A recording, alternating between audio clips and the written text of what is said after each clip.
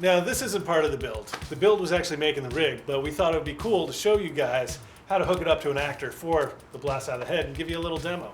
He called me an actor. The talent, sorry. These are little stretchy neoprene waist belts that people use for losing weight. Weird. So this, I'm going to use this to actually attach the tubing to Zack with the aid of duct tape. We're just going to put that right there. Now we've got our tube part of our rig without the blood on it. I've already test fit it here so we can see where we're going to want it on Zack, just positioned right there on the back of his head. And we want it to go through here. The easy way to do this is to slide this right underneath this. Obviously you're going to want other wardrobe on top. Just like that. Now I want to pin this to his collar. In order to do that, instead of just taking pins and putting it through it, what I like to do is take the duct tape. And the reason why I'm holding it there is I take the duct tape and I'm going to make 2 tabs on either side with the duct tape, just like that. So I can pin that to his collar and hold it tight there. I'm going to use some safety pins for that. Good old regular safety pins. You can use the larger ones. These are small ones. They're just what I had on hand. Cool. So that's going to hold that right where I want it to go. And then I can position this and tilt it and everything. I'm also going to put a second one here.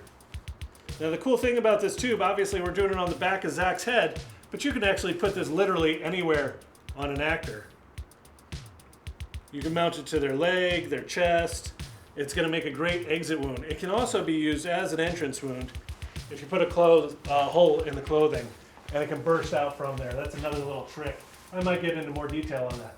Oftentimes what I'll do on an actor with long hair or longish hair, even with Zack, I can take little pins and I can put it into his hair. Once again, making tabs here. I'm not going to bother with this because it's just a little quick shot. I want to show you how to do this.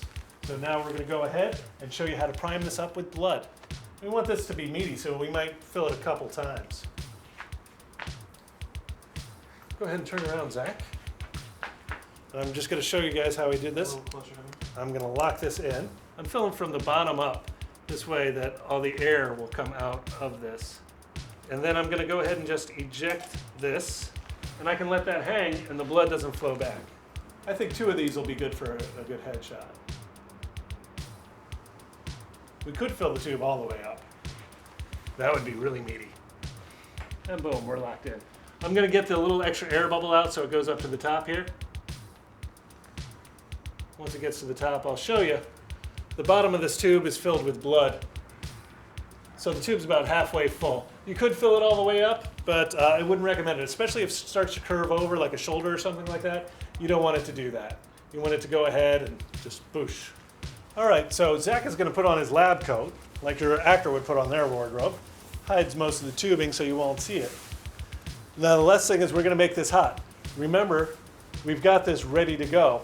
And we put the switch down, it won't burst. With the switch up, it's ready to go and hot. So we are hot at the moment. We're going to go ahead and just connect our little trigger piece right onto there. And we are locked in and good to go. I'm going to hand that to Zack. Don't hit the trigger, Zack, or you'll blow. Ready, Zack? Uh-huh. Ready? And 3, 2, 1.